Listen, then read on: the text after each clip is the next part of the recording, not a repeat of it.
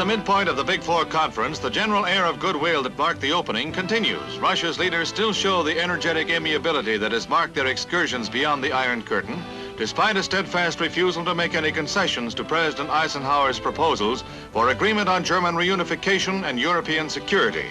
The president, in an effort to break the deadlock, made a precedent-shattering proposal, offering to submit a blueprint of America's entire military establishment to Russia with permission to make authenticating aerial photographs if Russia would do the same. The high point of the conference to date, Ike's action followed an earlier informal incident, which in its way did as much to prove his sincerity and goodwill. Just doing what comes naturally, a habit rare among the world statesmen, Ike ducked into a toy shop to buy presents for his grandchildren, incidentally leaving his startled Secret Service bodyguard behind. The true diplomacy of international friendship in action.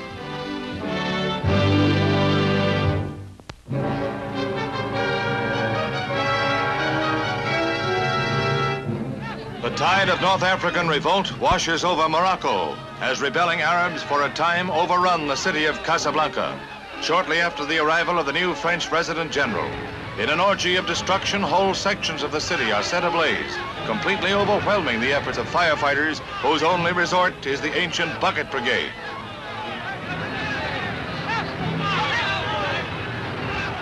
In 3 days of almost uncontrolled rioting, scores of vehicles are put to the torch, some with the occupants in them.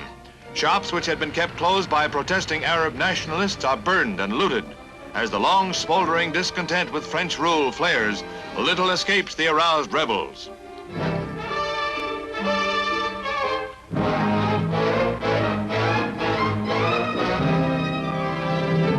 "80 persons die as rebellious Arabs attack Arabs loyal to the French, who declare martial law and rush in troops from France and other colonies to quell the uprising. Hundreds are rounded up, and prisoner compounds are filled to overflowing as France fights for North African survival."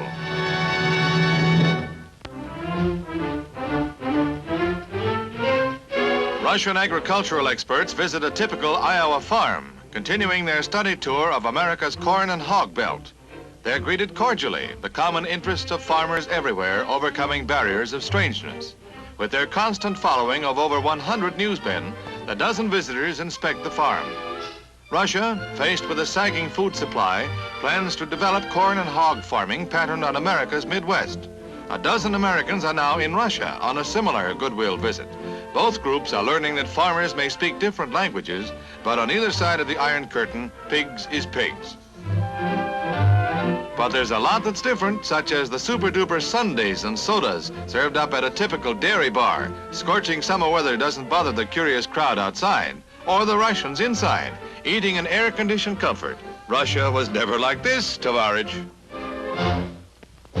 Moscow skies are filled with the first public display of Russia's newest combat aircraft, startling Western observers with their quantity and quality. The Reds' big surprise was the Bison, their first intercontinental jet bomber, judged the equal of America's best.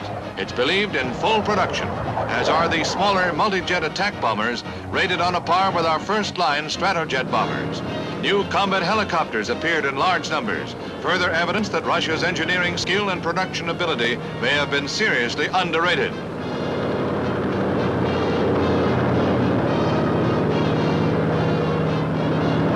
Russia's major strides toward air supremacy forced urgent reappraisal of America's defense strategy. A shock to the complacent, a spur to the alert.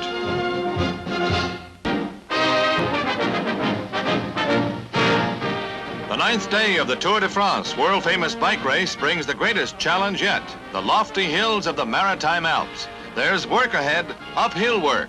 The field has narrowed somewhat since the race began at Paris, and by tonight it'll have narrowed down some more. This is the acid test of stamina and endurance. They made it. Well, most of them, getting a big hand from crowds along the way. They're over the hump, cooled by mountain snows. A nice, easy coast down to the Mediterranean coastline at Monaco. From snow to palm trees, and a sympathetic fella with a hose. Inside and outside. Real cool, man. He's been leading the pack all day, but another speedster overhauls him in the stretch and nips him at the finish. C'est la vie. That's life, brother. Here come the bulls, and there go the people. Mix thoroughly in crowded streets and you have the folding of the bulls, ancient sports ritual marking the feast day of San Fermin.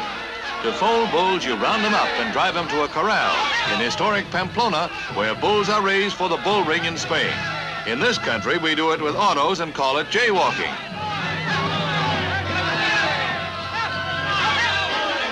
Somebody is bound to get hurt.